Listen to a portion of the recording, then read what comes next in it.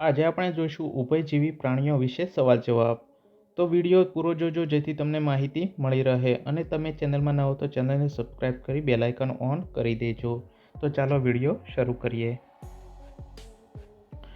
ઉભયજીવી પ્રાણીઓ એટલે કે તે જમીન અને પાણી બંનેમાં રહેતા હોય તેને ઉભયજીવી પ્રાણી કહે છે. દુનિયામાં સૌથી મોટું ઉભયજીવી પ્રાણી કયું છે? Chinese giant salamander. અત્યાર સુધીમાં સૌથી વધુ ઝેરી પ્રાણી કયું નોંધાયેલ છે? કોકાઈ એરો ઝેરી દેડકો. એક કોષીય પ્રાણીને શું કહેવાય? પ્રોટોઝુઆ. પાણીમાં દેડકો કેવી રીતે શ્વાસ લે છે? તેની ચામડી દ્વારા શ્વાસ લે છે. દેડકા અને ટોળનો મુખ્ય તફાવત કયો છે?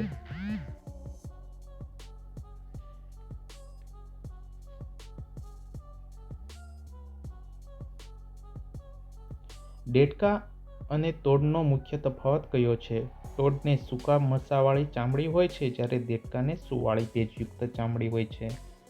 દેડકો એ પાણીમાં રહેતું પ્રાણી છે જ્યારે ડ્રોલિંગ દેડકો ક્યાં રહે છે? એ રણ પ્રદેશમાં. ગુજરાતમાં દરિયાઈ રાષ્ટ્રીય ઉદ્યાન ક્યાં આવેલો છે? જામનગર દરિયાઈ રાષ્ટ્રીય ઉદ્યાન. કયા પ્રાણીઓના અંગો તૂટી જાય તો નવા ઉગી શકે છે? તારા માછલી, કરચલા, ઓક્ટોપસ, ગરોળીની પૂંછડી. દરિયાઈ પ્રાણી કાચબાની કઈ જાતો ગુજરાતમાં જોવા મળે છે?